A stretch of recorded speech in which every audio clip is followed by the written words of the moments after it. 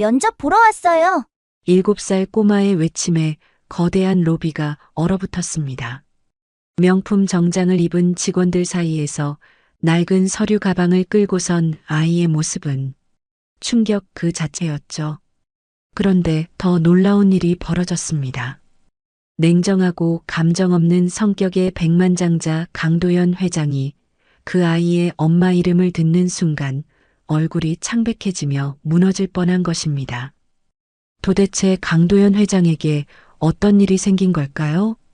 사연을 시작하기에 앞서 구독과 좋아요를 눌러주시면 이 따뜻함을 더 많은 분들과 나눌 수 있습니다. 더불어 지금 어디서 듣고 계신지 댓글로 알려주시면 여러분이 계신 바로 그곳에 행운이 가득 깃들기를 바라겠습니다. 서울의 심장부에 우뚝 솟은 미래그룹 본사 건물이 아침 햇살을 받아 번쩍이고 있었습니다. 유리와 강철로 만들어진 이 차가운 건물은 성공과 권력의 상징처럼 보였죠. 로비는 출근하는 직원들로 북적였고 모두가 바쁜 걸음으로 각자의 자리를 향해 움직이고 있었습니다. 명품 정장을 입은 사람들이 가득한 이곳은 평범한 사람들은 감히 발을 들여놓기 힘든 공간이었어요. 그때였습니다. 로비의 자동문이 열리고 작은 소녀가 들어섰죠. 겨우 7살 정도로 보이는 나율이었습니다.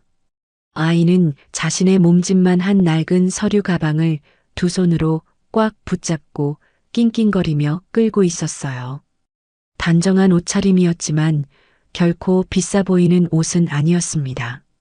나율의 작은 얼굴에는 나이에 맞지 않는 비장함이 서려 있었습니다. 두려움보다는 반드시 해내야 한다는 결연한 의지가 그 맑은 눈동자에 가득했어요. 아이가 로비 안쪽으로 몇 걸음 옮겼을 때 입구를 지키던 보안 요원이 다가와 아이를 막아섰습니다. 예, 꼬마 아가씨. 여긴 어린이가 들어오는 곳이 아니란다. 부모님은 어디 계시니? 보안 요원의 말에 주변 몇몇 직원들의 시선까지 느껴졌지만 나율은 주눅 들지 않고 오히려 가슴을 쫙 펴고 또렷한 목소리로 외쳤습니다. 안녕하세요. 미래그룹 면접 보러 왔습니다.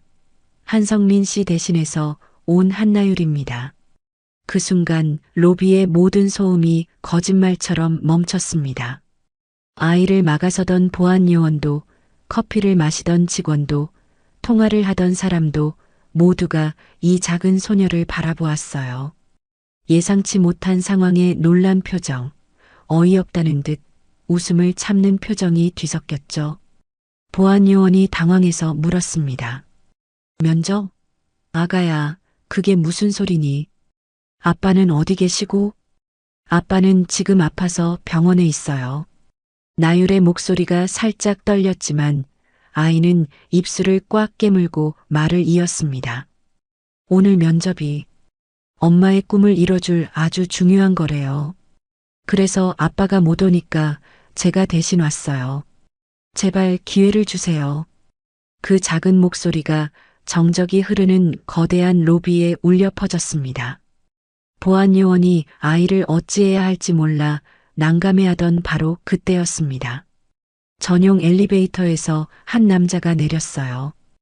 회색 정장을 입은 60대 후반의 남자, 강도현 회장이었습니다.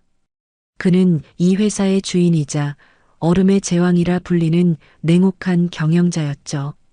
비서실장이 황급히 다가와 상황을 수습하려 했지만 도연은 손짓 하나로 그를 막았습니다.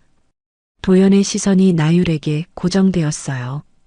아이의 당돌한 모습에서 그리고 어딘지 모르게 익숙한 그 고집스러운 눈빛에서 무언가를 본 것 같았습니다. 발걸음이 멈췄고 그의 얼굴에 알 수 없는 감정이 스쳐 지나갔죠. 나율은 자신을 바라보는 위압적인 할아버지를 보고도 물러서지 않았습니다.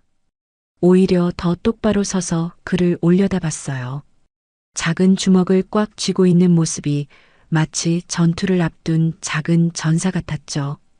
도연의 머릿속에서 갑자기 누군가의 얼굴이 스쳐 지나갔습니다. 오래전 자신의 반대를 무릅쓰고 사랑을 지키겠다며 조금도 물러서지 않던 딸 지연의 모습이었어요. 제발 제 얘기 좀 들어주세요, 아버지. 그 목소리가 환청처럼 들려왔죠. 주변의 직원들은 숨을 죽이고 이 장면을 지켜보고 있었습니다. 미래그룹을 이끄는 거대한 권력자와 7살 꼬마의 대치. 누가 봐도 어울리지 않는 이 만남이 앞으로 어떤 파장을 일으킬지 아무도 예상하지 못했죠. 도연은 여전히 아이를 바라보고 있었어요. 그의 차가운 눈빛 속에서 무언가가 흔들리고 있었죠. 도연은 자신도 모를 힘에 이끌려 천천히 나율에게 다가갔습니다. 로비에 있던 모든 직원들이 숨을 죽였어요. 얼음의 제왕이라 불리는 회장이 직접 어린아이에게 다가가는 전례 없는 광경이었죠. 비서실장조차 어떻게 해야 할지 몰라 그저 지켜보고만 있었습니다. 도연이 나율 앞에 서자 아이의 작은 키 때문에 자연스럽게 무릎을 구부려야 했어요. 평생 누구에게도 고개를 숙이지 않던 그가 7살 아이와 눈높이를 맞추고 있었죠. 그의 목소리는 평소의 권위적인 톤을 애써 누르고 있었지만 미세하게 떨리고 있었습니다. 아빠 이름이 한성민이라고 했지? 나율이 고개를 끄덕였어요. 도연은 잠시 망설이다가 다시 물었습니다. 이번에는 더욱 조심스러운 목소리로요. 그럼 엄마는? 나율의 맑은 눈이 도연을 똑바로 올려다봤습니다. 아이는 또박또박 대답했어요. 우리 엄마 이름은 강지연이에요. 하늘에 있지만 아빠가 세상에서 제일 예쁜 이름이랬어요. 강지연. 그 이름이 로비에 울려 퍼지는 순간 도연의 세상이 멈췄습니다. 그의 얼굴이 창백해졌고 손에 들고 있던 만년필이 대리석 바닥에 떨어져 날카로운 소리를 냈어요. 몸이 휘청거렸고 비서실장이 황급히 달려와 그를 부축했지만 도연의 눈은 여전히 나율에게 고정되어 있었죠. 로비 전체가 충격적인 정적에 휩싸였습니다. 누군가는 입을 벌린 채 서 있었고 누군가는 스마트폰을 들어 이 장면을 찍으려다가 주변의 시선에 황급히 내렸어요. 강지연이라는 이름이 무엇을 의미하는지 아는 오래된 직원들은 믿을 수 없다는 표정으로 서로를 바라봤죠. 도연의 시선이 천천히 아이의 목으로 내려갔습니다. 거기에는 낡은 은빛 목걸이가 걸려 있었어요. 별 모양의 작은 펜던트였죠. 그것을 본 순간 도연은 숨조차 제대로 쉴 수 없었습니다. 30년 전 자신이 7살 지연에게 생일 선물로 준 바로 그 목걸이였으니까요. 회장님, 괜찮으십니까? 비서실장의 다급한 목소리가 들렸지만 도연은 대답할 수 없었습니다. 그의 머릿속에는 과거의 기억들이 폭풍처럼 몰아치고 있었어요. 자신의 반대를 무릅쓰고 독일로 떠났던 딸, 단 한 번도 용서하지 않았던 딸, 그리고 다시는 만나지 못한 딸 지연의 얼굴이 눈앞의 아이와 겹쳐 보였죠. 나율은 갑자기 쓰러질 것 같은 할아버지를 걱정스러운 눈으로 올려다봤습니다. 아이는 작은 손을 내밀어 도연의 큰 손을 잡았어요. 할아버지, 괜찮으세요? 제가 잘못했어요? 그 따뜻하고 작은 손의 감촉에 도연은 정신을 차렸습니다. 하지만 여전히 말을 잇지 못했어요. 평생 자신이 쌓아온 철벽이 무너지고 있었죠. 비서실장과 경호원들이 도연을 부축해 전용 엘리베이터로 안내했습니다. 나율은 그 모습을 멍하니 바라보다가 땅에 떨어진 만년필을 주워들었어요. 검은색 몸체에 금빛 장식이 된 비싼 펜이었죠. 아이는 그것을 소중하게 품에 안았습니다. 할아버지 펜이에요. 나중에 돌려드려야지. 주변 직원들은 여전히 충격에서 벗어나지 못한 채 수군거리기 시작했어요. 강지연이라는 이름, 그리고 회장의 반응. 모든 퍼즐 조각이 맞춰지고 있었죠. 이 작은 아이가 혹시 회장의 손녀란 걸까요? 그렇다면 한성민은 대체 누구란 말일까요? 한편 도연은 엘리베이터 안에서 간신히 숨을 고르고 있었습니다. 강지연이라니. 감히 내 앞에서 그 이름을. 도연은 주먹을 꽉 쥐었습니다. 세상에 동명이인이 얼마나 많은데. 하지만 저 아이의 눈빛은 분명 지연이와 똑같았어요. 무언가를 사달라고 조를 때마다 보여주던 그 고집스러운 표정까지도요. 그리고 그 목걸이, 내가 직접 골라서 준 그 별 모양 펜던트가 왜 저 아이에게 있는 거지? 이성은 우연이라고 외쳤지만 그의 심장은 이미 다른 답을 알고 있는 듯 거세게 뛰고 있었습니다. 비서실장이 병원으로 모실까요? 하고 물었지만 그는 손사래를 쳤어요. 그의 눈가에는 수십 년 만에 처음으로 눈물이 맺혀 있었죠.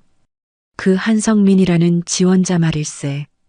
도연의 목소리는 낮고 떨렸습니다. 오늘 소동으로 다른 지원자들과 형평성 문제가 생길 수 있으니 인사팀에 전하게. 면접 기회는 동등하게 주도록 하지. 표면적으로는 공정함을 가장한 지시였지만 그 속에 담긴 반드시 면접을 보게 하라는 무게를 비서실장은 알아차렸어요. 도연이 말을 이었습니다. 그리고 한성민이라는 자와 저 아이 한나율이라고 했나? 그들에 대해 조용히 알아보게. 아주 조용히. 엘리베이터가 최상층에 도착했을 때 도연은 겨우 평정심을 되찾은 듯 보였습니다. 하지만 그의 가슴 속에서는 거대한 폭풍이 일고 있었어요. 죽은 줄만 알았던 딸의 흔적을, 그것도 손녀의 모습으로 만나게 될 줄은 꿈에도 생각하지 못했으니까요. 이것이 도연의 차가운 의심이 치밀한 관찰로 바뀌는 첫 순간이었습니다. 진실이 무엇이든 그는 확인해야만 했어요. 도연의 지시는 즉각 실행되었습니다. 우여곡절 끝에 면접을 보게 된 성민은 딸의 돌발 행동에 대해 연신 사과하면서도 면접관들의 날카로운 질문에 막힘없이 답했어요. 독일에서 쌓은 경험과 날카로운 시장 분석 능력을 보여주며 자신의 실력을 증명했죠. 결국 그는 최종 합격 통보를 받았습니다. 하지만 성민이 첫 출근을 한 날부터 회사는 보이지 않는 소문으로 들끓기 시작했어요. 엘리베이터 안에서, 탕비실에서, 화장실에서 수군거리는 소리가 끊이지 않았죠. 오늘 출근한 신입 봤어? 로비에서 그 꼬마 아빠래. 들었지. 회장님이 그 꼬마랑 얘기하다가 쓰러질 뻔했다며? 근데 아빠는 바로 합격이야? 이거 너무 투명한 거 아니야? 성민은 자신을 향한 노골적인 시선들을 느꼈습니다. 인사를 해도 어색하게 받아주는 동료들, 대화를 피하는 선배들. 그는 회장 손녀 특혜 채용이라는 거대한 루머의 주인공이 되었음을 직감했어요. 하지만 할 수 있는 건 오직 실력으로 증명하는 것뿐이었죠. 성민은 입술을 깨물며 자리로 향했습니다. 며칠 후 임원회의에서 도연은 뜬금없는 안건을 꺼냈습니다. 평소에 그답지 않은 제안이었어요. 요즘 직원들 육아 문제가 심각한 모양이더군. 회사가 앞장서서 직원 복지를 챙겨야지. 당장 사내에 아이들을 위한 최고 수준의 공부방을 개설하도록 하게. 모든 지원은 내가 직접 하지. 임원들은 의아한 표정을 감추지 못했습니다. 직원 복지에 관심 없기로 유명한 회장이 갑자기 웬 공부방이냐는 눈빛이었죠. 하지만 아무도 반대하지는 못했어요. 오직 윤명호 전무만이 날카로운 눈빛으로 도연을 바라봤습니다. 뭔가 다른 의도가 있다는 걸 눈치챈 것 같았어요. 도연은 마음속으로 다짐했습니다. 저 아이를, 나유리를 가까이 두고 봐야겠다. 내 눈으로 직접 모든 것을 확인하기 전까지는 그 어떤 보고도 믿을 수 없어. 사내 공부방은 회장의 특별 지시로 일주일 만에 완성되었습니다. 최고급 시설과 전문 교사들까지 갖춘 완벽한 공간이었죠. 인사팀은 성민에게 회사 복지이니 부담 갖지 말라며 나유를 등록하도록 권했고 성민은 고민 끝에 그 제안을 받아들였어요. 공부방이 문을 연 첫날 도연은 시설 점검을 핑계로 그곳을 찾았습니다. 값비싼 장난감과 알록달록한 책들로 가득한 공간에서 아이들이 제잘거리며 놀고 있었어요. 도연은 딱딱한 표정으로 이곳저곳을 둘러보다가 창가에서 혼자 그림을 그리는 나유를 발견했죠. 아이는 크레파스를 쥐고 무언가를 열심히 그리고 있었습니다. 도연은 망설이다가 어색하게 다가갔어요. 그의 인생에서 7살 아이와 어떻게 대화해야 하는지 배워본 적이 없었으니까요. 도연이 헛기침을 하며 물었습니다. 무엇을 그리고 있느냐? 나율은 낯선 할아버지를 올려다봤어요. 놀란 기색 없이 크레파스를 내려놓고 또렷하게 대답했죠. 우리 엄마요. 엄마는 하늘나라에 있는데 웃는 모습이 제일 예뻐요. 그 순간 도연은 숨이 막혔습니다. 아이의 겁없는 눈빛이 죽은 딸과 너무나 똑같았어요. 아무 말도 하지 못하고 서 있는 그를 보며 나율이 다시 말했습니다. 할아버지도 그림 그릴 줄 아세요? 같이 그려요. 나율이 크레파스 하나를 내밀었지만 도연은 받지 못했어요. 그는 더 이상 냉철한 관찰자가 아니었습니다. 서툴고 어색하고 죄책감에 시달리는 한 명의 할아버지일 뿐이었죠. 그때였습니다. 나율이 작은 가방에서 뭔가를 꺼내며 말했어요. 할아버지, 이거 할아버지 거죠? 아이의 손에는 도연의 만년필이 들려 있었습니다. 로비에서 떨어뜨렸던 바로 그 펜이었죠. 나율은 조심스럽게 그것을 도연에게 내밀었어요. 그날 할아버지가 떨어뜨리셨어요. 돌려드리려고 계속 가지고 다녔는데 할아버지를 어떻게 찾아야 할지 몰랐어요. 도연은 그 작은 손에서 만년필을 받아들었습니다. 차가운 금속이 손끝에 닿았지만 그의 가슴은 뜨거워졌어요. 이 작은 아이가 며칠 동안이나 자신의 물건을 소중하게 간직하고 있었다니. 고맙구나. 도연의 목소리는 평소보다 한참 부드러웠습니다. 그는 만년필을 들여다보며 말했어요. 펜 끝부분에는 작은 흠집이 있었는데 아마 그날 바닥에 떨어지면서 생긴 것 같았죠. 이 펜은 아주 오래된 거란다. 할아버지가 젊었을 때부터 쓰던 것이지.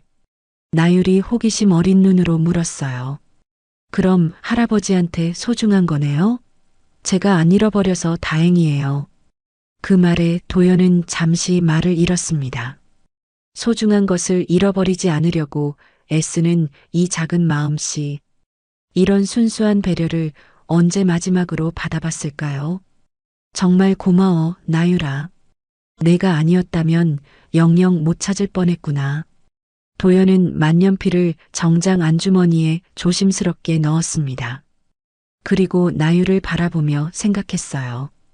이 아이의 이런 따뜻한 마음이 혹시 지연을 닮은 건 아닐까? 어린 시절 지연도 이런 식으로 다른 사람을 챙기곤 했었는데. 나율아, 혹시 좋아하는 색깔이 뭐니? 나율이 망설임 없이 대답했어요. 파란색이요. 엄마가 파란색을 제일 좋아한다고 아빠가 그랬어요. 파란색. 지연이 가장 좋아했던 색이기도 했죠. 도연의 가슴속에서 뭔가 묵직한 감정이 일렁였습니다. 우연일까 아니면. 그날 저녁 도연은 오랜만에 서재에서 오래된 사진첩을 펼쳤습니다. 7살 지연이 파란 원피스를 입고 웃고 있는 사진을 오래도록 바라봤어요. 그리고 책상 위에 놓인 만년필을 다시 한번 들어보았습니다. 작은 손이 며칠 동안 소중하게 지켜준 이 펜이 새삼 무겁게 느껴졌어요. 마치 그 안에 아이의 따뜻한 마음이 담긴 것처럼요. 그날 이후 도연은 자주 공부방을 찾았습니다. 때로는 서류를 들고 때로는 별다른 핑계도 없이요. 그의 이런 잦은 방문은 회장님이 저 아이를 특별히 챙긴다는 새로운 소문을 만들어냈고 성민을 둘러싼 오해는 걷잡을 수 없이 커져만 갔어요. 어느 날 나율이 그린 그림을 보고 도연이 물었습니다. 엄마가 보고 싶구나. 나율이 고개를 끄덕였어요. 네, 그런데 아빠가 엄마는 항상 우리 곁에 있다고 했어요. 안 보이지만 지켜보고 있대요. 도연의 가슴이 찢어지는 듯 아팠습니다. 내가 지켜주지 못한 딸, 그리고 그 딸이 남긴 이 작은 아이. 정말 이 아이가 내 손녀가 맞는 걸까? 맞다면 나는 어떻게 해야 하는 걸까? 도연은 답을 찾지 못한 채 나율의 작은 손을 바라만 보고 있었어요. 마케팅 전략팀 회의가 한창이었습니다. 성민은 밤새워 준비한 시장 분석 자료를 펼쳤어요. 독일과 한국 시장을 비교한 데이터, 소비자 트렌드 분석, 그리고 새로운 마케팅 전략까지. 논리적이고 체계적인 그의 제안은 완벽해 보였죠. 하지만 팀장은 서류를 건성으로 넘기며 코웃음을 쳤습니다. 윤명호 전무 라인에 속한 그는 처음부터 성민을 인정할 생각이 없었어요. 한성민 씨는 열정이 넘쳐서 좋겠어. 근데 우린 하던 방식이 있어서 말이야. 괜히 튀는 행동은 자제하는 게 좋지 않겠어? 조직 생활이라는 게 있잖아. 비꼬는 투의 말에 다른 팀원들이 킥킥거렸습니다. 누군가는 대놓고 비웃었고 누군가는 애써 시선을 피했어요. 성민의 얼굴이 붉어졌지만 주먹을 꽉 쥔 채 아무 말도 하지 못했죠. 반박하면 더 큰 조롱이 돌아올 것을 알았으니까요. 회의가 끝나고 탕비실로 향하던 성민의 귀에 동료들의 대화가 들려왔습니다. 저 사람 아직도 자기가 진짜 실력으로 입사한 줄 아나 봐. 냅둬. 저러다 회장님 백만 믿고 큰 소리 치겠지. 얼마나 가나 보자고. 차가운 복도를 걸으며 성민은 자신을 둘러싼 거대한 벽을 실감했어요. 이곳에서 그는 한성민이 아니었습니다. 그저 회장 손녀의 아빠, 낙하산으로 들어온 특혜 직원일 뿐이었죠. 화장실에서 찬물로 얼굴을 씻으며 성민은 거울 속 자신을 바라봤어요. 피곤에 찌든 얼굴, 하지만 눈빛만은 여전히 단단했습니다. 밤 11시가 넘어 퇴근한 성민은 조용히 현관문을 열었습니다. 거실에는 작은 조명만 켜져 있었고 나율은 이미 잠들어 있었어요. 성민은 딸의 방으로 들어가 이불을 다시 덮어주며 머리를 쓰다듬었죠. 아빠가 늦었구나. 미안해. 작은 책상 위에는 나율이 그린 그림이 놓여 있었습니다. 엄마와 아빠 그리고 자신이 손을 잡고 있는 모습이었어요. 성민의 가슴이 먹먹해졌습니다. 거실로 나온 성민은 책상 서랍에서 낡은 앨범을 꺼냈어요. 독일 유학 시절 지연과 함께 찍은 사진들이 가득했죠. 하이델베르크 성 앞에서, 네카어 강변에서, 크리스마스 마켓에서. 사진 속 지연은 세상에서 가장 행복한 표정이었습니다. 성민은 지연이 남긴 마케팅 전공 서적을 펼쳤어요. 책 곳곳에는 그녀의 손글씨가 빼곡했죠. 사람의 마음을 움직이는 기술, 진심은 국경을 넘는다. 소비자가 아닌 사람을 보라. 성민은 그 메모들을 손가락으로 쓸어봤습니다. 지연의 체온이 아직도 남아있는 것 같았어요. 지연아, 당신 말이 맞았어. 세상은 차갑고 편견으로 가득하네. 성민은 사진을 보며 혼잣말을 했습니다. 하지만 당신이 그랬지. 진심은 결국 통한다고. 나 여기서 도망치지 않을 거야. 당신의 꿈 그리고 우리 나유리를 위해서 당신이 틀리지 않았다는 걸 내가 증명해 보일게. 그는 다시 컴퓨터를 켰습니다. 회사에서 무시당했던 기획안을 처음부터 다시 만들기 시작했어요. 모니터의 푸른 빛이 그의 결연한 얼굴을 비췄죠. 성민은 지연과의 마지막 대화를 떠올렸습니다. 병원 침대에서 힘겹게 숨을 쉬던 그녀가 말했었죠. 여보, 나유리를 부탁해요. 그리고 내가 못 이룬 꿈도. 성민은 그때 약속했어요. 당신이 원하던 세상, 사람의 마음을 움직이는 진짜 마케팅을 보여주겠다고. 새벽 3시까지 작업하던 성민은 잠시 창밖을 바라봤습니다. 서울의 불빛들이 반짝이고 있었어요. 그 어딘가에 지연의 아버지, 그 차가운 사람이 있겠죠. 성민은 아직 모르고 있었습니다. 그 사람이 자신들을 지켜보고 있다는 것을요. 당신 아버지도 언젠가는 알게 될 거야. 당신이 얼마나 대단한 사람이었는지, 그리고 나유리가 얼마나 당신을 닮았는지. 성민의 고단함은 단순한 피로가 아니었습니다. 아내에 대한 그리움이자 딸을 위한 책임이었고 세상을 향한 증명의 다짐이었어요. 그는 오늘도 혼자 싸우고 있었지만 결코 외롭지 않았습니다. 지연이 늘 곁에 있다고 믿었으니까요. 늦은 밤, 도연은 회장 집무실에 홀로 앉아 있었습니다. 책상 위에는 비서실장이 보고한 한성민 및 한나율 신상 정보라고 적힌 파일이 펼쳐져 있었어요. 그는 벌써 3번째 그 내용을 읽고 있었죠. 파일에는 독일 하이델베르크에서의 소박했던 결혼 생활이 담담하게 적혀 있었습니다. 지연과 성민이 작은 아파트에서 시작한 신혼생활, 나율이 태어났을 때의 기록, 그리고 5년 전 지연의 갑작스러운 교통사고, 그 후 성민이 홀로 딸을 키우며 한국으로 돌아온 과정까지 모든 것이 정리되어 있었어요. 도연은 책상 위 모니터로 시선을 옮겼습니다. 사내 공부방 CCTV 화면이 켜져 있었죠. 녹화된 영상 속에서 나율이 친구와 놀다가 다투는 모습이 보였어요. 그런데 아이는 화를 내는 대신 먼저 손을 내밀었습니다. 미안해. 내가 잘못했어. 도연의 손이 멈췄습니다. 고집은 세지만 잘못은 바로 인정하던 어린 시절 지연의 모습이 정확히 겹쳐 보였어요. 그는 의자에 깊이 기대며 눈을 감았습니다. 이 모든 것이 우연일까? 도연은 자문했어요. 지연이를 닮은 아이, 지연이가 아끼던 목걸이, 지연이의 남편. 거대한 운명이 나를 시험하고 있는 것인가? 만약 내 손녀가 맞다면 나는 지난 세월을 어떻게 감당해야 하는가? 아니라면 이 한 줄기 희망마저 놓아버려야 하는가? 그는 더 이상 감정적인 단서만으로 스스로를 괴롭힐 수 없다고 결론 내렸습니다. 고통스럽더라도 명확한 진실과 마주해야 했어요. 도연은 손을 뻗어 인터컴 버튼을 눌렀습니다.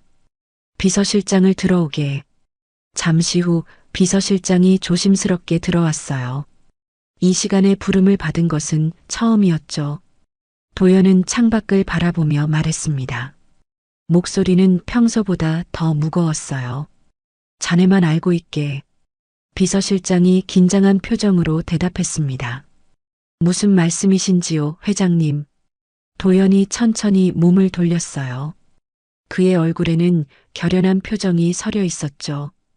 국내 최고 유전자 검사 기관에 연락해서 나와 한나율 아이의 친자 확인 검사를 의뢰하게.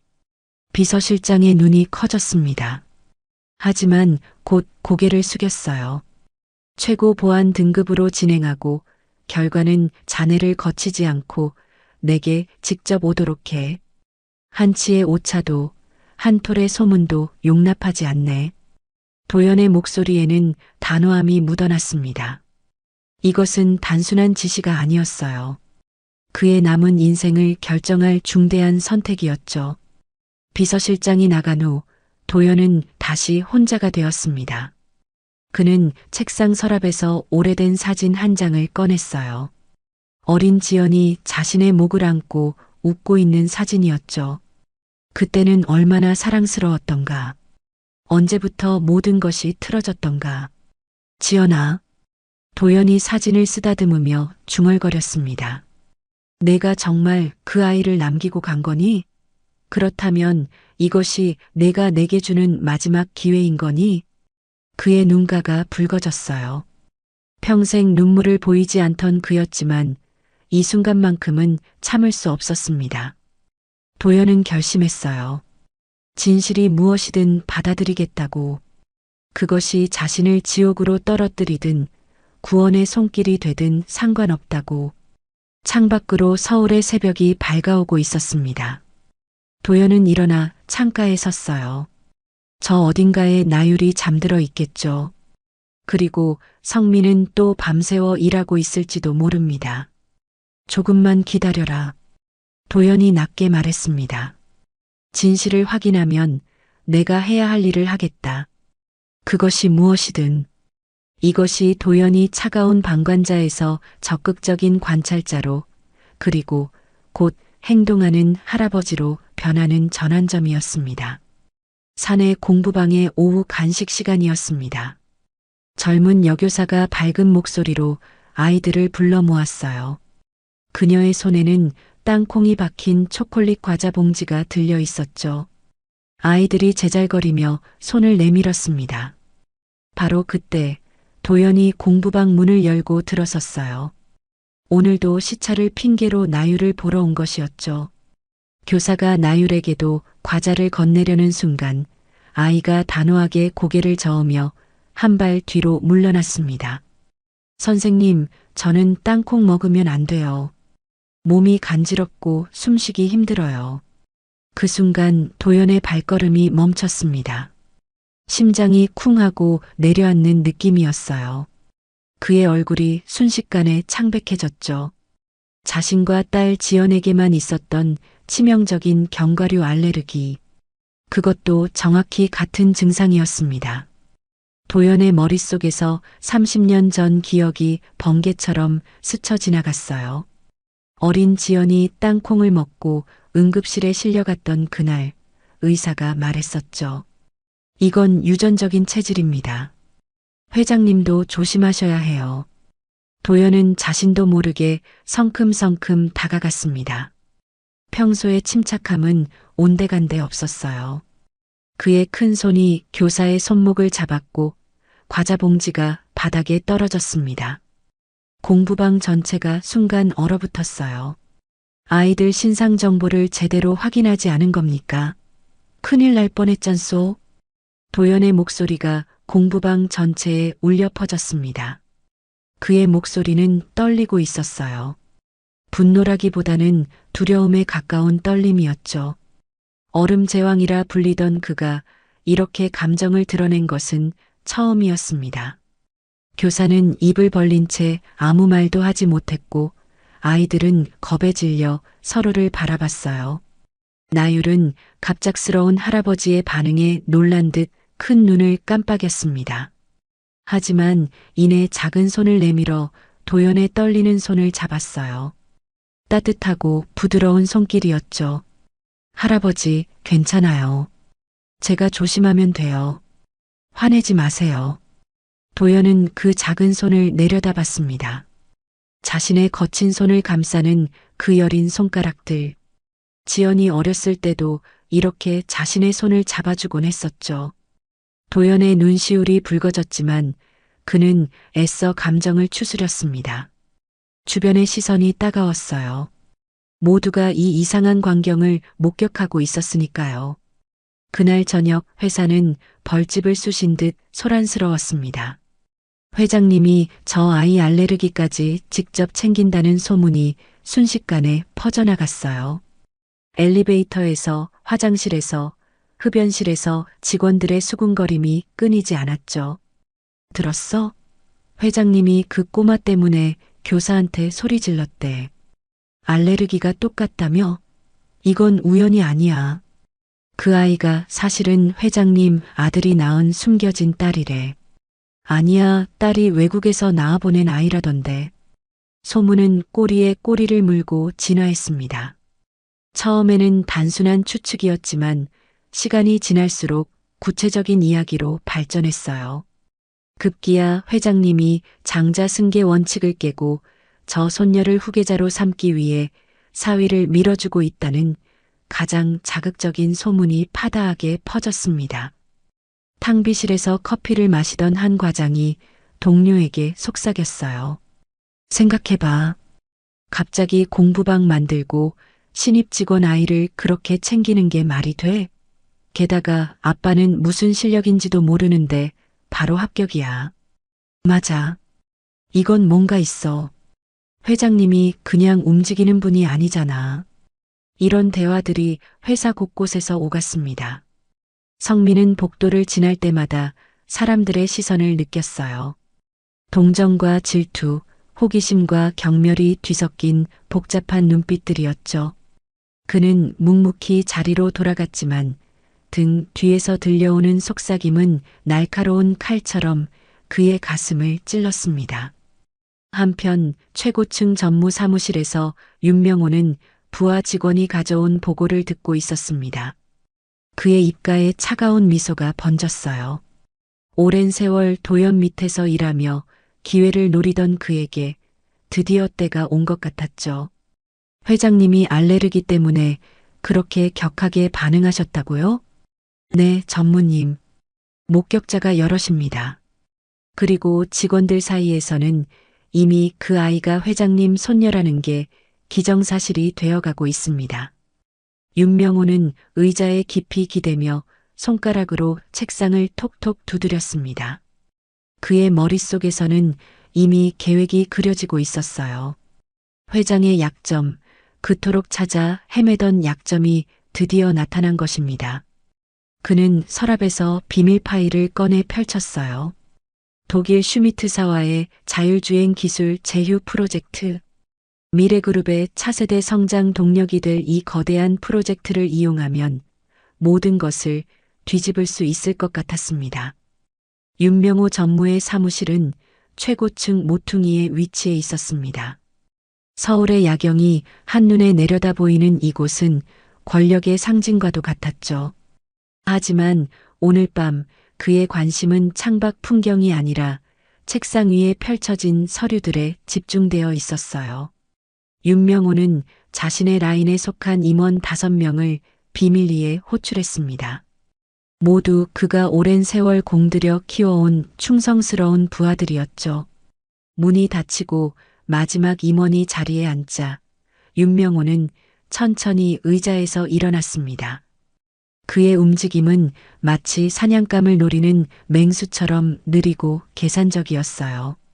그는 테이블 중앙에 두꺼운 파일을 던졌습니다. 쿵 하는 소리와 함께 서류 일부가 흩어졌고 독일 슈미트사와의 자율주행 기술 제휴라는 제목이 드러났죠. 여러분도 알다시피 이 프로젝트는 미래그룹의 향후 10년을 좌우할 핵심 사업입니다. 성공하면 업계 1위로 도약하고 실패하면 경쟁사들에게 영원히 뒤처지게 되죠. 윤명호의 목소리는 낮고 차분했지만 그 속에는 날카로운 칼날 같은 의도가 숨어 있었어요. 그는 한 명 한 명의 얼굴을 천천히 훑어봤습니다. 부하들의 눈빛에서 긴장과 기대가 동시에 읽혔죠. 그런데 우리 회장님께서는 요즘 다른 일에 정신이 팔려 계십니다. 노망이 드셨는지 회사 전체를 저 근본 없는 분야 때문에 흔들고 계시죠. 그가 분야라는 단어를 발음할 때 입가에 경멸스러운 미소가 스쳤습니다. 책상 위에 놓인 물컵을 들어 한 모금 마신 그는 잠시 침묵했어요. 부하들이 숨을 죽이고 다음 말을 기다리는 동안 방 안의 공기는 점점 무거워졌습니다. 이대로 두면 평생 회사에 몸바친 우리가 저 애송이 밑에서 기어야 할 날이 올지도 모릅니다. 여러분은 그런 미래를 원하십니까? 부하들이 일제히 고개를 저었습니다. 그중 한 명이 조심스럽게 입을 열었어요. 전무님, 그렇다면 어떻게 하실 생각이십니까? 윤명호는 만족스러운 표정으로 다시 자리에 앉았습니다. 의자가 삐걱거리는 소리가 정적을 깼어요. 그는 손가락을 깍지 끼고 턱을 괴었습니다. 마치 체스판 위의 말들을 내려다보는 것처럼 그의 눈빛은 차갑고 계산적이었죠. 프로젝트 책임자로 한성민을 강력하게 추천하겠습니다. 이 말에 부하들이 놀란 표정을 지었어요. 가장 나이 많은 상무가 당황한 목소리로 물었습니다. 전무님, 그건 너무 위험합니다. 만약 한성민이 성공이라도 하면. 윤명호가 손을 들어 그의 말을 막았습니다. 그리고는 비웃음을 터뜨렸어요. 그 웃음소리가 방 안에 차갑게 울렸죠. 성공? 성공할 기회를 줘야 성공을 하지. 그는 일어나 창가로 걸어갔습니다. 손을 등 뒤로 깍지 낀 채 야경을 바라보는 그의 실루엣이 어둠 속에서 더욱 위압적으로 보였어요. 창문에 비친 그의 얼굴에는 섬뜩한 미소가 떠올라 있었습니다. 우리는 그에게 모든 스포트라이트를 비춰줄 겁니다. 미래그룹의 구원투수인 것처럼 말이죠. 언론에도 흘리고 회사 내부에서도 영웅으로 만들어줄 겁니다. 윤명호가 몸을 돌렸습니다. 그의 눈빛이 번뜩였어요. 마치 먹이를 발견한 뱀의 눈처럼 차갑고 집중적이었죠. 그리고 가장 높은 곳에 올라섰을 때 발밑의 사다리를 걷어차 버리는 겁니다. 추락하는 것은 날개가 없다는 걸 회장님과 모든 직원들 앞에서 똑똑히 보여줘야죠. 그는 다시 책상으로 돌아와 서랍에서 또 다른 서류를 꺼냈습니다. 거기에는 성민의 이력과 약점들이 빼곡히 정리되어 있었어요. 독일 유학 시절의 작은 실수들, 아내의 죽음 이후 불안정했던 시기의 기록들까지 모든 것이 담겨 있었죠. 김 부장, 당신은 언론 쪽 라인을 움직여서 한성민을 띄워주시오. 박상무는 독일 쪽 연락책들과 접촉해서 슈미트사의 조건을 슬쩍 바꿔놓도록 하고, 윤명호는 일사불란하게 지시를 내렸습니다. 각자의 역할이 정해지자 부하들의 표정이 진지해졌어요. 이것은 단순한 음모가 아니라 치밀하게 계획된 쿠데타였습니다. 그리고 가장 중요한 건 그 꼬마입니다. 윤명호가 나율의 사진을 집어들었어요. 공부방에서 찍힌 사진 속 아이는 해맑게 웃고 있었죠. 이 아이가 회장님의 약점입니다. 적절한 시기에 이 아이를 이용하면 회장님도 무너뜨릴 수 있어요. 그의 눈빛은 이제 권력욕과 질투심으로 불타고 있었습니다. 30년 동안 도연의 그늘에서 살아온 그에게 이것은 단순한 복수가 아니었어요. 자신이 마땅히 가져야 할 자리를 되찾는 정당한 싸움이라고 믿고 있었죠. 하지만 그 믿음 속에는 순수한 아이까지 이용하려는 잔인함이 도사리고 있었습니다. 회의가 끝나고 부하들이 하나둘 빠져나갔습니다. 홀로 남은 윤명호는 창밖을 바라보며 중얼거렸어요. 강도현, 당신의 시대는 끝났어. 이제 내 차례야. 그의 눈빛은 어둠 속에서 섬뜩하게 빛나고 있었습니다. 마치 오랜 세월 기다려온 사냥감을 드디어 덫에 몰아넣은 포식자의 눈빛이었죠. 며칠 후 비가 내리는 어두운 저녁이었습니다. 도연은 집무실에 홀로 앉아 책상 위에 흰 봉투를 응시하고 있었어요. 국내 최고 유전자 검사 기관의 로고가 찍힌 그 봉투는 아침부터 그의 앞에 놓여 있었지만 그는 하루 종일 열어볼 용기를 내지 못했습니다. 창밖으로 빗방울이 유리창을 두드리는 소리만이 정적을 깨고 있었죠. 도연의 손이 천천히 봉투를 향해 움직였습니다. 하지만 봉투를 잡으려는 순간 손이 미세하게 떨렸어요. 평생 수천억 원의 계약서에도 눈 하나 깜빡하지 않던 그가 단 한 장의 종이 앞에서 이토록 두려워하는 것은 처음이었습니다. 만약 아니라면? 그냥 우연의 일치라면? 하지만 만약 맞다면? 그의 마음은 희망과 두려움 사이에서 격렬하게 흔들렸어요. 그는 깊게 숨을 들이쉬고 결단을 내렸습니다. 편지칼로 봉투를 조심스럽게 열었어요. 종이를 펼치는 그의 손가락이 점점 더 심하게 떨렸습니다. 의학 용어들이 빼곡히 적힌 서류를 훑어내리던 그의 시선이 마지막 줄에서 멈췄어요. 친자관계 확률 99.99% 일치. 그 순간 도연의 세계가 무너져 내렸습니다. 종이가 손에서 미끄러져 책상 위로 떨어졌고 그는 의자에 깊이 파묻혔어요. 처음에는 아무 소리도 나오지 않았습니다. 목구멍이 막힌 듯 숨조차 제대로 쉴 수 없었죠. 그러다 갑자기 가슴 깊은 곳에서 무언가가 터져 나왔어요. 오열이었습니다. 60년 넘게 눈물을 참아온 그가 마침내 무너졌습니다. 그의 어깨가 들썩이며 흔들렸고 뜨거운 눈물이 볼을 타고 흘러내렸어요. 그것은 단순한 슬픔이 아니었습니다. 후회와 죄책감, 그리움과 참회가 뒤섞인 복잡한 감정의 폭발이었죠. 지연아, 지연아, 내 딸아. 도연은 책상에 엎드려 울었습니다. 딸을 끝까지 거부했던 자신, 화해할 기회조차 만들지 않았던 자신에 대한 자책이 그를 짓눌렀어요. 그리고 그 딸이 자신도 모르는 사이에 손녀를 남기고 떠났다는 사실이 가슴을 찢어지게 만들었습니다. 그날 밤 10시 도연은 더 이상 혼자서는 감당할 수 없다고 판단했습니다. 그는 떨리는 손으로 전화기를 들었어요.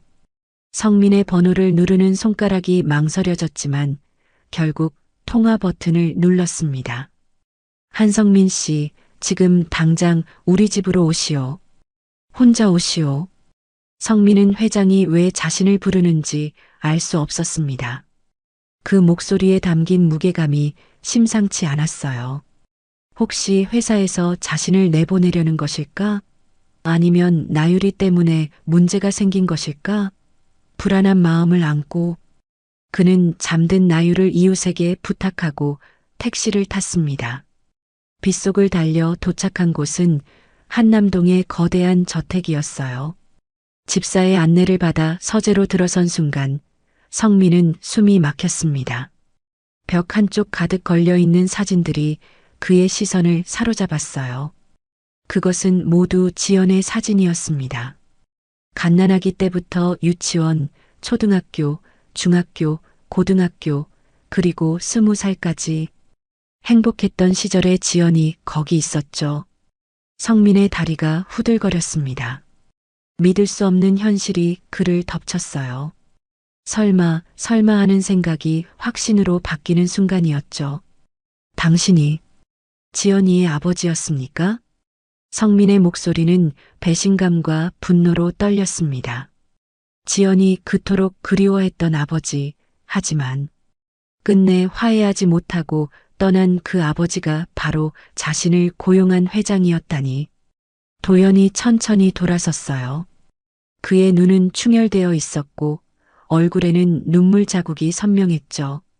그렇소. 내가 그 못난 아비여. 성민의 주먹이 불끈 쥐어졌습니다. 5년간 묻어두었던 감정이 폭발했어요. 그는 한 걸음 다가서며 목소리를 높였습니다. 알고 계셨습니까? 지연이가 얼마나 당신을 그리워했는지, 병원 침대에서 죽는 순간까지 아버지를 용서한다고, 사랑한다고 했다는 걸 아십니까? 단 한 번만이라도 찾아와 주기를 바랐다는 걸. 도연의 무릎이 꺾였습니다. 그는 그대로 바닥에 주저앉았어요. 평생 누구에게도 고개를 숙이지 않던 그가 사위 앞에서 완전히 무너졌습니다. 그의 목소리는 흐느낌으로 끊어졌어요. 내가 틀렸었네. 내가 내 딸을 죽인 거나 마찬가지야. 돈과 명예가 전부인 줄 알았는데 정작 가장 소중한 것을 내 손으로 밀어냈어. 성민은 바닥에 주저앉은 노인을 내려다봤습니다. 분노와 연민이 교차했어요. 지연이 살아있었다면 이 순간을 어떻게 받아들였을까? 아마도 용서했을 것입니다. 그녀는 늘 그런 사람이었으니까요. 도연이 떨리는 목소리로 말을 이었습니다. DNA 검사를 했네. 나유리는 내 친손녀가 맞았어. 성민이 놀란 표정으로 그를 바라봤어요. 도연은 계속했습니다. 하지만 이 사실이 지금 알려지면 안 되네. 회사에는 이미 나유리가 내 손녀라는 소문이 퍼져 있지만 공식적으로 확인되면 자네가 더 큰 곤란에 빠질 거야. 특혜 채용이 아니라 사위 채용이었다는 게 밝혀지면. 성민이 쓴웃음을 지었습니다. 그 말이 맞았어요. 지금도 특혜 채용이라는 꼬리표 때문에 고통받고 있는데 사위라는 사실까지 알려지면 그의 모든 노력은 물거품이 될 것이었죠. 그래서 어떻게 하자는 겁니까? 도연이 일어서며 말했습니다. 일단은 비밀로 하세. 자네가 실력으로 인정받을 때까지. 그리고 나유리도. 아직은 모르게 하고 싶네. 성민은 한참 동안 침묵했습니다. 창밖의 빗소리가 두 사람 사이에 무거운 공기를 채웠어요. 그는 지연을 떠올렸습니다. 그녀가 늘 말했던 것처럼 진심은 언젠가 통한다고 믿었던 그녀를. 성민은 깊게 한숨을 쉬었어요. 좋습니다. 하지만 조건이 있습니다. 도연이 고개를 들었어요. 나유리에게는 제가 준비가 될 때까지 말하지 마십시오. 그리고 저는 제 방식대로, 제 실력으로 회사에서 성공할 것입니다. 지연이 꿈꾸던 대로 사람의 마음을 움직이는 진짜 마케팅으로요. 도연이 고개를 끄덕였습니다. 두 남자는 서로를 바라봤어요. 한 사람은 잃어버린 딸을 그리워하는 아버지였고, 다른 한 사람은 아내의 꿈을 지키려는 남편이었죠. 그들 사이에는 깊은 골이 있었지만 나율이라는 작은 다리가 놓여 있었습니다. 비밀을 공유한 두 사람의 불안한 동맹이 시작되었어요. 하지만 그들은 아직 몰랐습니다. 회사 안에서 누군가가 이들을 노리고 있다는 것을요. DNA 검사 결과 확인 후 3주가 지났습니다. 그동안 회사에는 큰 변화가 있었어요. 윤명호 전무가 임원회의에서 뜻밖의 제안을 했던 것입니다. 독일 슈미트사와의 자율주행 기술 제휴 프로젝트 책임자로 한성민 씨를 추천합니다. 신입이지만 독일 경험도 있고 새로운 시각이 필요한 시점입니다. 다른 임원들은 의아해했지만 윤명호의 강력한 주장에 결국 동의했어요. 도연은 무표정한 얼굴로 승인했지만 내심 불안했습니다. 왜 윤명호가 성민을 추천하는지 의도를 알 수 없었으니까요. 그날부터 성민은 회사의 주목을 받기 시작했습니다. 언론에도 젊은 인재의 도전이라는 기사가 났고 사내에서도 기대와 의구심이 교차했어요. 특혜 채용이라던 그가 대형 프로젝트를 맡았다는 소식에 직원들의 반응은 복잡했죠. 어쩌면 정말 실력이 있었나? 아니면 회장님이 더 노골적으로 밀어주는 건가? 성민은 그 모든 시선을 등에 지고 밤낮 없이 일했습니다. 새벽 2시까지 사무실에 불이 켜져 있었고 주말에도 출근했어요. 독일 본사와 수십 통의 이메일을 주고받으며 최적의 조건을 찾아갔죠. 도연과는 의도적으로 거리를 두었지만 가끔 복도에서 마주칠 때면 서로의 눈빛으로 무언의 응원을 주고받았습니다.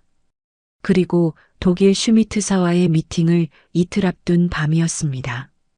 회사는 텅 비어 있었고 복도엔 비상등만이 희미하게 켜져 있었어요. 자정을 넘긴 시각, 윤명호는 정보보안팀 내 자신의 신복을 불러냈습니다. 정기 서버 점검이라는 명목으로 작성된 허위 작업 지시서를 들고 서버실로 향했죠. 서버실의 차가운 공기가 그들을 맞이했습니다. 수백 대의 서버가 낮은 윙윙거림을 내며 작동하고 있었어요. 윤명호는 부하 직원에게 복도를 감시하라고 지시한 후 메인 콘솔 앞에 앉았습니다. 그의 손가락이 키보드 위를 빠르게 움직였어요. 관리자 권한으로 접속한 그는 먼저 성민의 개인 폴더를 찾았습니다. 화면에 파일 목록이 나타났어요. 독일 프로젝트 프레젠테이션 파일이 버전별로 정리되어 있었고 시장 분석 데이터, 기술 사양서, 계약 조건 검토서까지 모든 것이 체계적으로 저장되어 있었죠. 윤명호는 하나씩 파일을 열어 내용을 확인했습니다. 성민이 얼마나 치밀하게 준비했는지 한눈에 보였어요. 훌륭하군. 정말 완벽한 준비야. 그가 냉소적으로 중얼거렸습니다. 그리고는 삭제 명령어를 입력하기 시작했어요. 단순히 파일을 지우는 것이 아니라 복구 자체가 불가능하도록 데이터를 완전히 덮어쓰는 방식이었죠. 진행 상황을 나타내는 바가 천천히 움직였습니다. 10%, 30%, 50%. 클라우드 서버로 접속을 전환한 윤명호는 백업 파일들도 찾아냈어요. 성민이 혹시 모를 상황에 대비해 여러 곳에 저장해둔 것들이었죠. 하지만 윤명호는 이미 모든 것을 예상하고 있었습니다. 그는 각각의 백업 위치를 추적해 하나도 빠짐없이 삭제했어요. 심지어 휴지통과 임시 파일 폴더까지 뒤져 흔적을 완전히 지웠습니다. 작업을 마친 그는 시스템 로그를 조작했어요. 자신의 접속 기록을 지우고 대신 정기 점검 보고서를 작성해 시스템에 남겼죠. 완벽한 알리바이였습니다. 서버실을 나오는 그의 표정은 만족스러웠어요. 이어서 윤명호는 자신의 사무실로 돌아와 국제전화를 걸었습니다. 독일은 지금 오후일 것이었어요. 신호음이 몇 번 울리더니 익숙한 목소리가 들려왔죠. 미스터 슈미트, 윤 전무입니다.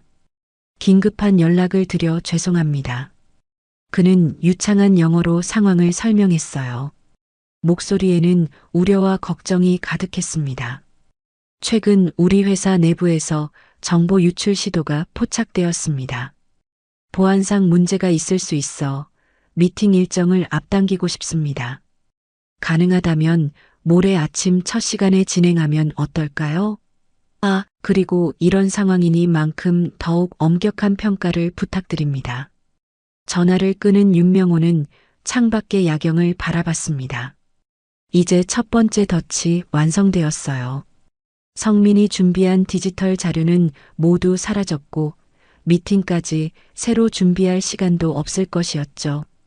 같은 밤 새벽 2시경이었습니다. 윤명호는 다시 회사 건물로 들어왔어요. 이번에는 마케팅팀 사무실이 목적지였죠. 그는 수십 년간 이 건물에서 일하며 CCTV 위치와 사각지대를 완벽히 파악하고 있었습니다. 마치 자신의 집처럼 익숙하게 움직였어요. 비상구 계단을 이용해 마케팅팀 층에 도착한 그는 조심스럽게 사무실로 들어갔습니다.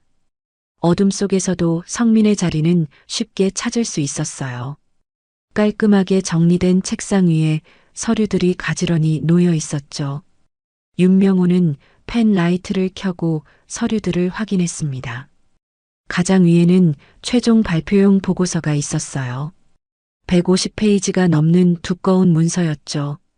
그는 장갑을 낀 손으로 그것을 집어들었습니다. 표지에는 독일 슈미트사 기술 제휴 제안서라고 깔끔하게 인쇄되어 있었어요. 서랍을 열어보니 백업 USB도 있었습니다. 성민이 만일의 사태에 대비해 준비한 것이었죠. 윤명호는 그것까지 챙겼어요. 이제 정말로 성민에게는 아무것도 남지 않았습니다. 가엾은 한성민. 너무 열심히 준비했는데 말이야. 그가 조롱하듯 중얼거렸습니다. 모든 자료를 품에 안고 사무실을 나서려는 순간 갑작스러운 소리에 그는 멈춰 섰어요. 누군가 복도를 걸어오고 있었습니다. 윤명호는 재빨리 비상구 쪽으로 방향을 틀었어요. 하지만 너무 서둘렀을까요? 복도 모퉁이를 급하게 돌던 그는 야근을 마치고 퇴근하던 신입사원과 정면으로 부딪혔습니다. 강한 충격에 윤명호가 들고 있던 서류 뭉치가 와르르 바닥에 쏟아졌어요. 150장이 넘는 종이들이 복도 전체에 흩어졌죠. 죄송합니다. 신입사원이 깜짝 놀라 연신 사과했어요. 희미한 비상등 불빛에 윤명호의 얼굴을 알아본 그는 더욱 당황했습니다. 전무님, 정말 죄송합니다. 제가 앞을 잘 못 봤습니다. 윤명호의 얼굴이 불그락푸르락했어요. 하지만 여기서 소동을 일으킬 수는 없었습니다. 그는 애써 감정을 억누르며 낮게 말했죠. 조용히 하고 빨리 주워. 두 사람은 황급히 바닥에 흩어진 서류들을 모으기 시작했습니다. 어둠 속에서 더듬거리며 종이를 짚는 동안 한 장의 얇은 서류가 바람에 날려 복사기 아래로 미끄러져 들어갔어요. 서두르는 와중에 아무도 그것을 발견하지 못했죠. 그 종이는 바로 핵심 부품 단가 및 기술 사양 요약본이었습니다. 성민이 프레젠테이션의 핵심으로 준비한 모든 내용이 압축된 가장 중요한 한 장이었어요. 하지만 그것은 어둠 속에서 조용히 숨어버렸습니다. 윤명호는 대충 서류를 모아들고 서둘러 자리를 떴어요. 신입사원이 계속 사과하는 것을 뒤로하고 그는 자신의 사무실로 향했습니다. 그리고는 미리 준비해둔 대형 파쇄기 앞에 섰어요. 기계에 서류를 넣자 요란한 소리와 함께 종이들이 가늘게 찢어졌습니다. 한 장 한 장 성민의 노력이 산산조각 났어요. USB는 망치로 여러 번 내리쳐 완전히 부수었고 그 잔해는 여러 개의 쓰레기통에 나누어 버렸죠. 윤명호는 손을 털며 만족스러운 미소를 지었습니다. 완벽한 계획이었어요. 이제 성민은 아무런 준비 없이 독일 바이어들 앞에 서야 할 것입니다. 회장의 사위라는 것이 밝혀지지 않은 지금, 특혜 채용이라는 낙인만 찍힌 그가 할 수 있는 것은 아무것도 없을 터였죠. 하지만 복사기 아래 먼지 속에 숨어있는 그 한 장의 종이를 그는 알지 못했습니다. 운명은 때로 가장 작은 실수에서 시작되는 법이었으니까요. 미팅 당일 아침 성민은 새벽 5시에 눈을 떴습니다. 어제까지도 완벽하게 준비되어 있던 모든 자료가 사라진 것을 발견한 지 1시간이 지났어요. 그는 노트북 앞에서 필사적으로 복구를 시도했지만 소용없었습니다. 클라우드 서버도 로컬 파일도 심지어 자동 저장 기록까지 모두 깨끗이 지워져 있었죠. 회사로 달려온 성민은 자신의 책상을 뒤졌습니다. 분명 어제까지 있었던 인쇄 보고서와 백업 USB가 감쪽같이 사라져 있었어요. 서랍을 하나하나 열어보고 캐비넷까지 뒤졌지만 아무것도 찾을 수 없었습니다. 그의 이마에는 식은땀이 송글송글 맺혔어요. 시계는 이미 8시 30분을 가리키고 있었습니다. 30분 후면 독일 바이어들 앞에 서야 하는데 그에게 남은 것은 오직 머릿속 기억뿐이었죠. 성민은 떨리는 손으로 넥타이를 고쳐 매며 거울을 봤습니다. 피곤에 찌든 얼굴, 그러나 포기할 수는 없었어요. 지영과의 약속이 있었으니까요. 대외의실로 향하는 복도에서 직원들의 시선이 따가웠습니다. 누군가는 동정 어린 눈빛을, 누군가는 조롱하는 표정을 지었죠. 성민은 그 모든 시선을 등에 지고 회의실 문을 열었습니다. 거대한 테이블을 중심으로 양복을 빼입은 사람들이 앉아 있었어요. 독일에서 온 슈미트 대표와 그의 팀, 그리고 미래그룹의 임원들이었죠.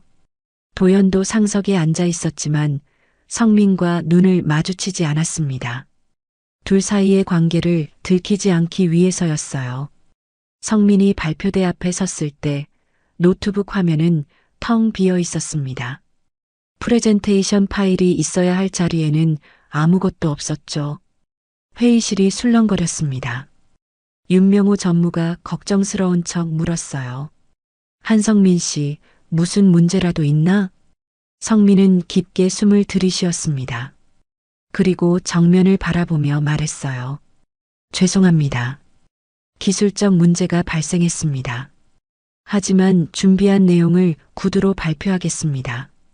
냉랭한 분위기가 회의실을 감쌌어요.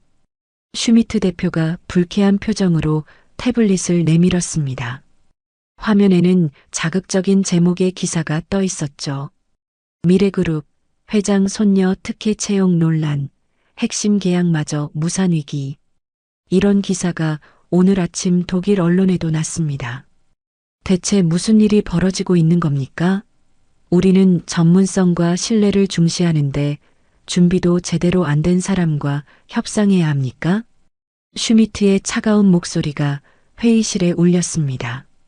성민의 얼굴이 창백해졌어요.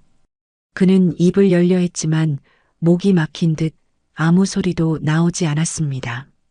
주변 임원들의 시선이 날카로웠어요. 실패를 확신하는 눈빛들이었죠. 설명을 들어보고 싶군요.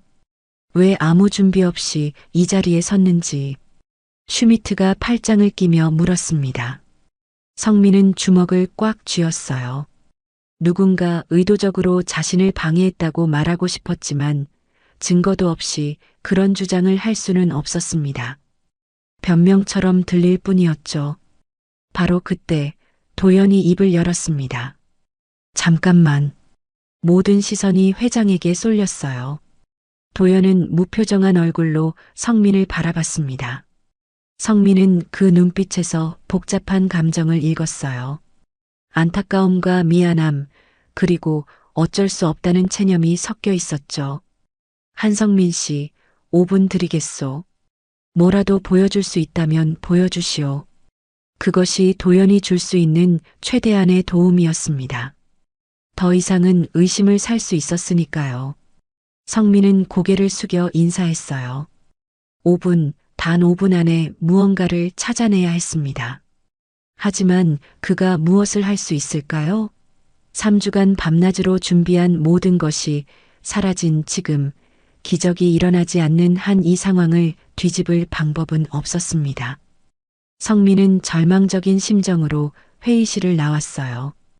복도에 서서 벽에 기댄 그의 다리가 후들거렸습니다. 이것이 끝인가?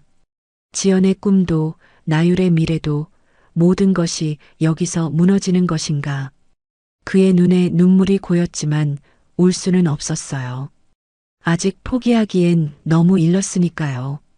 복도에서 무너질 뻔했던 성민은 주먹을 꽉 쥐고 자신을 다잡았습니다. 5분이라는 시간이 거의 다 되어가고 있었어요. 아무것도 없지만 그래도 무언가 해야 했습니다. 머릿속에 있는 내용이라도 정리해서 말해야 했죠. 그는 떨리는 다리를 이끌고 다시 회의실로 향했습니다. 한편 그 시각 나율은 아침 일찍부터 아빠를 위해 쿠키를 구워왔어요. 이웃집 할머니가 도와주신 덕분에 예쁜 상자에 담을 수 있었죠. 오늘이 아빠의 중요한 날이라는 걸 어린 마음에도 알고 있었습니다. 며칠 동안 아빠가 밤새 일하는 모습을 봤으니까요.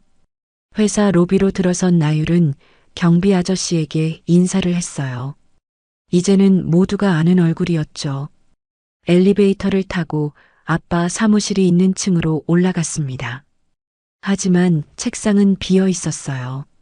나율은 고개를 갸웃거리며 복도로 나왔습니다. 그때 복사기 옆을 지나가던 나율의 눈에 무언가가 들어왔어요.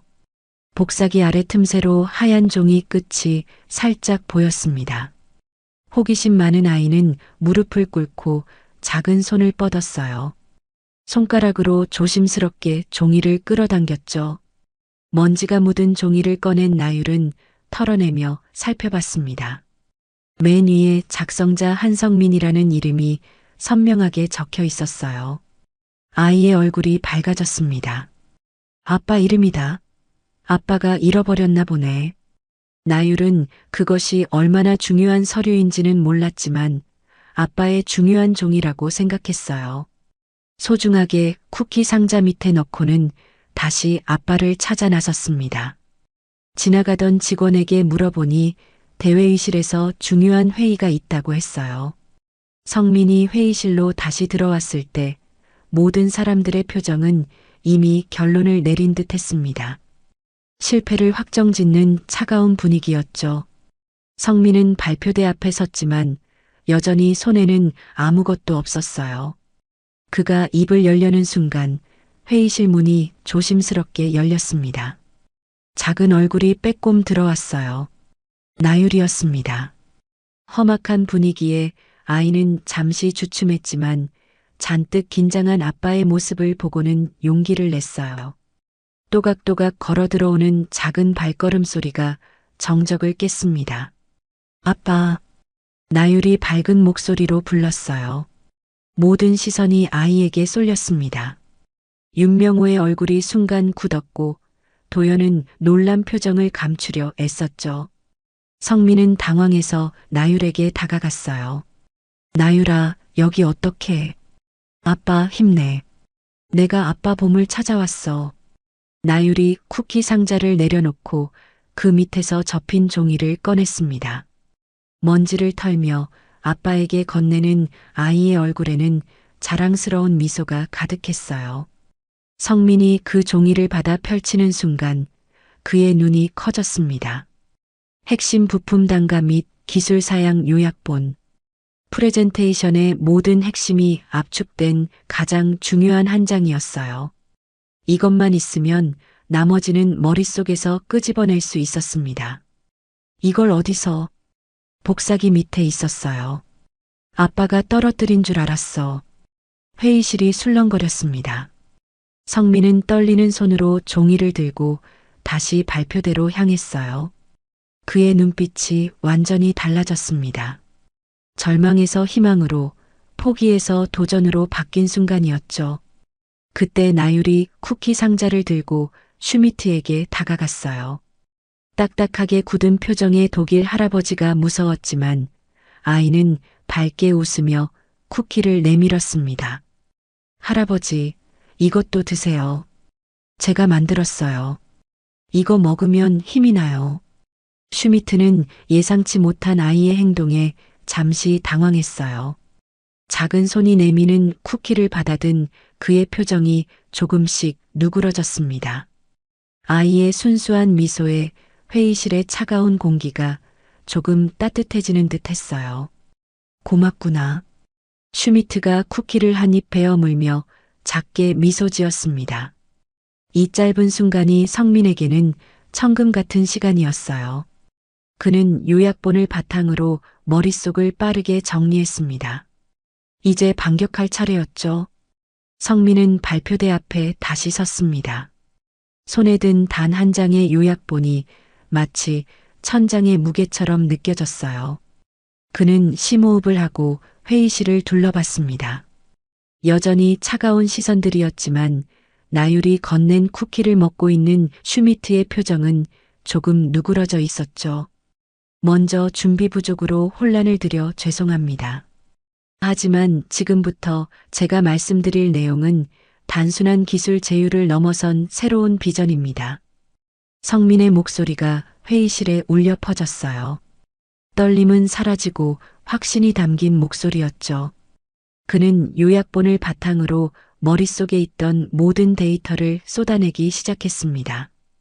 독일의 기술력과 한국의 혁신성이 만났을 때 우리는 단순히 자동차를 만드는 게 아닙니다. 사람의 생명을 지키는 수호천사를 만드는 것입니다. 성민은 화이트보드로 걸어가 펜을 들었어요. 프레젠테이션 자료는 없었지만 그의 손은 정확한 수치와 그래프를 그려나갔습니다. 부품 단가부터 시장 점유율 예측까지 모든 것이 그의 머릿속에서 흘러나왔죠. 이 기술의 핵심은 효율성이 아닙니다. 바로 안전입니다. 제 아내는 교통사고로 세상을 떠났습니다. 그때 저는 깨달았어요. 기술이란 결국 사랑하는 사람을 지키기 위해 존재한다는 것을요.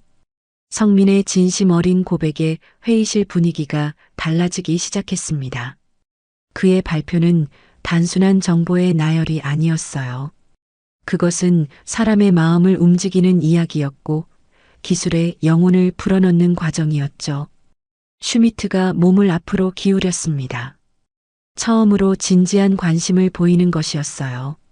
성민은 그 변화를 놓치지 않고 더욱 열정적으로 말을 이어갔습니다. 독일은 완벽한 기술을 추구합니다. 한국은 빠른 혁신을 추구하죠. 하지만 우리가 함께한다면 완벽하면서도 혁신적인 그리고 무엇보다 사람을 최우선으로 생각하는 기술을 만들 수 있습니다. 성민의 발표를 들으며 도연은 과거로 빠져들었습니다. 20년 전 똑같은 회의실에서 지연이 서 있던 모습이 겹쳐 보였어요. 대학을 갓 졸업한 딸이 아버지 회사에서 인턴으로 일하며 첫 발표를 하던 날이었죠. 아버지, 마케팅은 물건을 파는 게 아니에요. 사람의 마음을 움직이는 거예요. 그때 지연의 눈빛은 지금 성민의 눈빛과 똑같았습니다. 열정과 확신으로 빛나던 그 눈빛. 하지만 그때 도연은 차갑게 말했었죠. 감성파리는 집어치워. 사업은 숫자로 하는 거야. 딸의 눈에 고였던 눈물, 그리고 실망한 표정. 그것이 부녀 사이를 갈라놓은 시작이었어요. 도연의 가슴이 먹먹해졌습니다. 이제야 깨달았어요. 지연이 옳았다는 것을, 그리고 성민이 지연의 꿈을 그대로 이어가고 있다는 것을. 도연은 조용히 눈가를 훔쳤습니다. 주변에서는 아무도 눈치채지 못했지만 그의 눈에는 눈물이 맺혀 있었어요. 성민의 발표가 계속되는 동안 다른 임원들의 표정도 변하기 시작했습니다. 처음에는 의구심으로 가득했던 눈빛이 점차 감탄으로 바뀌었어요. 심지어 윤명호조차 불안한 표정을 감추지 못했죠. 결론적으로 이 프로젝트는 단순한 계약이 아닙니다. 미래를 함께 만들어가는 동반자 관계입니다. 독일의 장인 정신과 한국의 도전 정신이 만나 새로운 역사를 쓰는 것이죠. 성민이 발표를 마치자 회의실에 잠시 정적이 흘렀습니다. 그리고 슈미트가 천천히 일어났어요. 그의 표정은 완전히 달라져 있었습니다. 차가운 비즈니스맨이 아닌 진심으로 감동받은 한 사람의 얼굴이었죠. 슈미트가 일어선 채로 성민을 바라보는 시선에는 더 이상 의심이 없었습니다. 그는 천천히 박수를 치기 시작했어요. 한 번, 두 번, 점점 빨라지는 박수 소리가 회의실을 채웠습니다. 독일팀 전원이 일어나 박수를 보냈고 미래그룹 임원들도 하나둘 따라 일어났죠. 윤명호만이 억지로 손뼉을 치며 불안한 표정을 감추려 애썼습니다. 슈미트가 성민에게 다가갔어요. 그의 걸음걸이는 확신에 차 있었고 얼굴에는 진심 어린 감탄이 서려 있었습니다. 훌륭합니다, 미스터 한.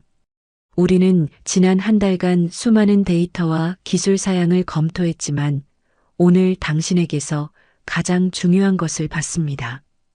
그것은 바로 철학입니다. 슈미트는 서류 가방에서 미리 준비해온 기술 제휴 양해각서를 꺼냈어요. 그리고는 만년필을 들어 사인을 했습니다.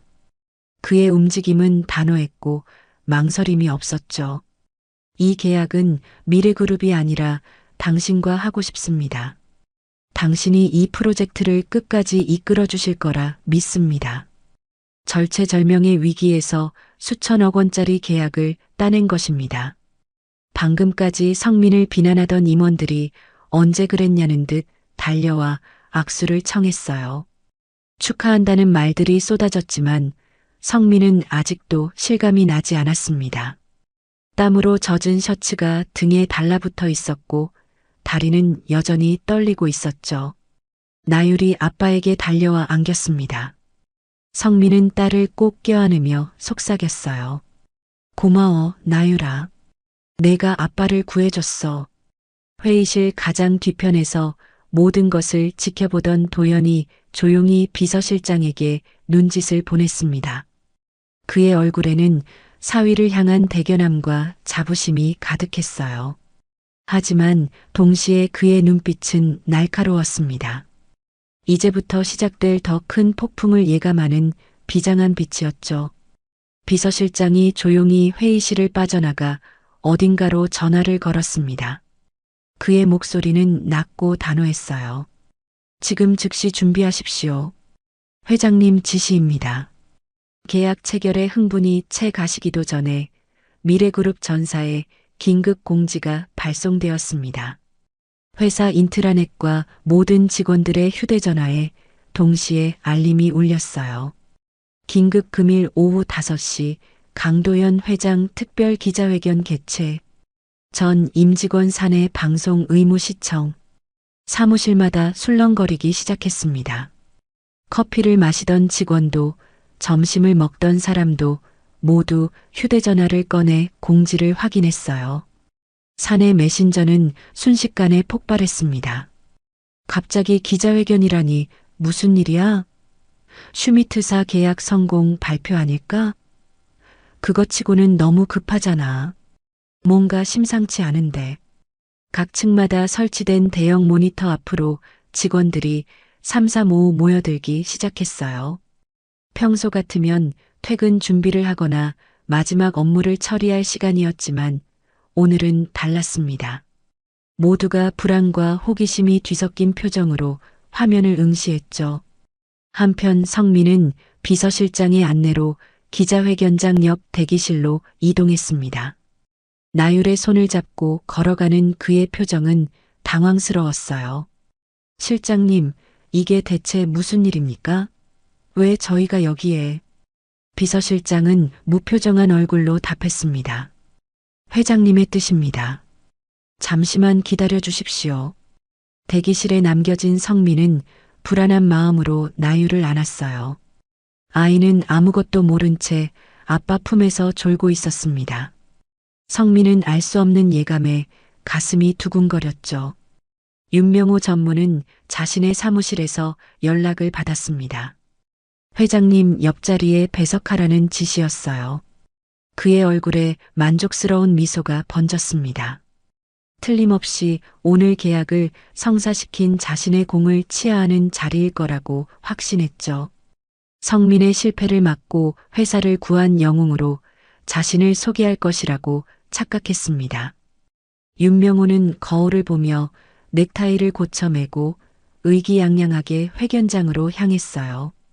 복도를 걸으며 만나는 부하 직원들에게 으스대는 표정을 지었습니다. 완벽한 착각이었죠. 오후 5시 미래그룹 본사 대강당에 막이 올랐습니다. 수십 명의 기자들이 카메라를 들고 대기하고 있었고 플래시가 터질 준비를 하고 있었어요. 사내 방송 카메라도 여러 대 설치되어 있었죠. 무대 뒤 대형 스크린에는 미래그룹 로고가 선명하게 떠 있었습니다. 도연이 단상에 올랐을 때 강당 전체가 숨을 죽였어요. 그의 표정은 평소보다 더 엄숙했고 눈빛은 단호했습니다. 마이크 앞에 선 그는 천천히 강당을 둘러봤어요. 기자들, 카메라 그리고 맨 앞줄에 자신만만하게 앉아있는 윤명호까지. 오늘 미래그룹은 독일 슈미트사와의 자율주행 기술 제휴 계약을 성공적으로 체결했음을 발표합니다. 박수 소리가 터져 나왔습니다. 기자들이 메모를 하기 시작했고 카메라 플래시가 터졌어요. 도연이 손을 들어 조용히 시켰습니다. 이 기념비적인 성과는 불가능에 가까운 위기 속에서도 탁월한 역량과 진정성을 보여준 글로벌 마케팅팀 한성민 사원이 있었기에 가능했습니다. 도연이 손짓하자 옆문이 열리고 성민이 나율의 손을 잡고 들어왔어요. 기자들의 플래시가 그들에게 쏟아졌습니다. 성민은 어리둥절한 표정으로 서 있었고 나율은 눈부신 빛에 아빠 뒤로 숨었죠. 하지만 도연의 목소리가 갑자기 무겁게 가라앉았습니다. 강당의 분위기가 순간 바뀌었어요. 오늘 저는 이 영광스러운 소식과 함께 미래그룹의 부끄러운 진실을 제 입으로 직접 밝히고자 이 자리에 섰습니다. 기자들이 술렁거렸고 사내 방송을 보던 직원들도 숨을 죽였습니다. 도연은 잠시 멈췄다가 폭탄 선언을 했어요. 한성민 사원을 둘러싼 특혜 소문은 반은 맞고 반은 틀립니다. 그가 제게 특별한 사람인 것은 사실입니다. 그는 제가 먼저 등졌던 제 하나뿐인 딸, 고 강지연의 남편입니다. 한성민 씨는 제 사위이며 저 아이 한나율은 제 유일한 손녀입니다. 강당은 아수라장이 되었습니다. 기자들이 일제히 일어났고 카메라 플래시가 폭발했어요. 사내 방송을 보던 직원들은 모두 입을 벌린 채 화면을 응시했습니다. 성민은 그 자리에 얼어붙었고 윤명호의 얼굴은 새하얗게 질렸어요. 하지만 그에게 주어진 것은 특혜가 아니었습니다. 도연이 목소리를 높였습니다. 혼란을 뚫고 그의 목소리가 강당 전체에 울려 퍼졌어요. 오직 제 과거의 과오를 이용해 그를 짓밟고 회사를 위기로 몰아넣은 자의 비열한 음모뿐이었습니다. 도연이 손짓하자 대형 스크린에 미래그룹 로고가 사라지고 선명한 영상이 재생되기 시작했습니다. CCTV 화면이었어요. 윤명호가 한밤중 서버실에 들어가는 모습, 성민의 사무실에서 서류를 훔치는 장면이 고스란히 담겨 있었죠. 사각지대를 자신했지만 자신이 모르는 사이 추가 설치된 CCTV들이 있었던 거죠. 이어서 녹취록이 공개되었습니다. 윤명호가 독일 바이어에게 거짓 정보를 흘리는 통화 내용, 기자들에게 허위 제보를 하는 이메일까지 빼도 박도 못할 증거들이 연이어 나타났어요. 맨 앞줄에 앉아있던 윤명호가 벌떡 일어났습니다. 그의 얼굴은 공포로 일그러져 있었어요. 도망치려 했지만 이미 보안팀 요원들이 출입구를 막고 있었죠. 미래그룹은 신뢰를 배신한 자를 용납하지 않습니다. 윤명호 전무를 금일부로 모든 직위에서 해임하고 사법당국에 정식으로 수사를 의뢰할 것입니다. 보안팀 요원들이 다가와 망연자실한 윤명호의 양팔을 붙잡았습니다. 그는 저항하려 했지만 소용없었어요. 수백 명이 지켜보는 가운데 끌려나가는 그의 모습은 비참했습니다. 카메라들이 그 장면을 놓치지 않고 담았죠. 윤명호가 보안팀에 의해 끌려나간 후 강당은 잠시 충격적인 정적에 휩싸였습니다. 도연은 천천히 단상에서 내려왔어요. 수많은 카메라가 그의 모든 움직임을 따라갔지만 그는 개의치 않았습니다. 오직 한 곳만을 바라보며 걸어갔죠. 멍하니 서 있는 성민과 겁에 질린 나율 앞에 도연이 섰습니다. 그의 눈에는 지난 세월의 후회와 새로운 시작에 대한 간절함이 동시에 담겨 있었어요. 떨리는 손을 천천히 들어 올린 도연은 처음으로 사위의 어깨를 붙잡았습니다. 그리고는 몸을 낮춰 손녀의 머리를 부드럽게 쓰다듬었죠. 이제야 가족이 되는구나. 도연의 목소리가 떨렸습니다. 전 국민과 전 직원이 지켜보는 가운데 세 사람은 비로소 하나의 가족으로 함께 섰어요. 카메라 플래시가 터졌지만 그들은 서로만을 바라보고 있었습니다. 일주일 후 미래그룹 본사에서 또 다른 기자회견이 열렸습니다. 이번에는 분위기가 완전히 달랐어요. 따뜻한 조명 아래 꽃으로 장식된 단상이 준비되어 있었고 배경에는 지연과 나율 희망 재단이라는 글씨가 크게 적혀 있었죠. 도연이 마이크 앞에 섰을 때 그의 표정은 일주일 전과는 확연히 달랐습니다. 차가운 얼음 제왕의 모습은 사라지고 한 명의 아버지이자 할아버지의 얼굴이 있었어요. 오늘 저는 제 전 재산의 절반을 출연해 재단을 설립함을 발표합니다. 기자들이 술렁거렸습니다. 전 재산의 절반이라니 그것은 수조 원에 달하는 금액이었어요. 도연은 잠시 숨을 고르고 말을 이었습니다. 이 재단의 이름은 제가 잃어버린 딸 지연과 이제야 찾은 손녀 나율의 이름을 따서 지었습니다.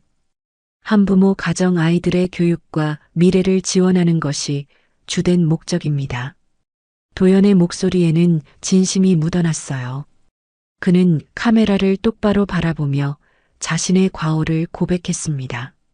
저는 평생 돈과 권력만을 추구하며 살았습니다. 그 과정에서 가장 소중한 것을 잃었죠. 제 딸을 잃었고 손녀의 존재조차 몰랐습니다. 이제부터는 돈이 아닌 사람을 지키는 일에 여생을 바치겠습니다. 단상 옆에는 성민과 나율이 앉아 있었어요. 성민의 표정은 복잡했습니다. 완전히 용서한 것은 아니었지만 도연의 진심을 느끼고 있었죠. 나율은 이제 할아버지라고 부르게 된 도연을 호기심 어린 눈으로 바라보고 있었어요. 기자회견이 끝난 후 도연은 성민에게 다가갔습니다. 자네가 신설되는 글로벌 마케팅 전략 본부의 본부장이 되어 주었으면 하네. 성민은 놀란 표정을 지었어요. 신입사원에서 갑자기 본부장이라니. 하지만 도연의 눈빛은 진지했습니다. 이번 일로 자네의 실력은 충분히 증명되었네. 그리고 무엇보다 지연이가 꿈꾸던 마케팅, 사람의 마음을 움직이는 진짜 마케팅을 실현할 사람은 자네뿐이야. 성민은 한참을 생각하다가 고개를 끄덕였습니다. 지연과의 약속을 지키기 위해서라도 이 자리를 받아들여야 했어요. 재단 설립 발표회가 모두 끝나고 세 사람은 함께 단상 위에 섰습니다. 도연이 어색하게 손을 내밀었고 성민이 그 손을 잡았어요. 두 남자의 악수는 단단했지만 따뜻했습니다. 화해라기보다는 새로운 시작에 가까웠죠. 그때 나율이 두 사람의 손을 자신의 작은 손으로 포개 잡았어요.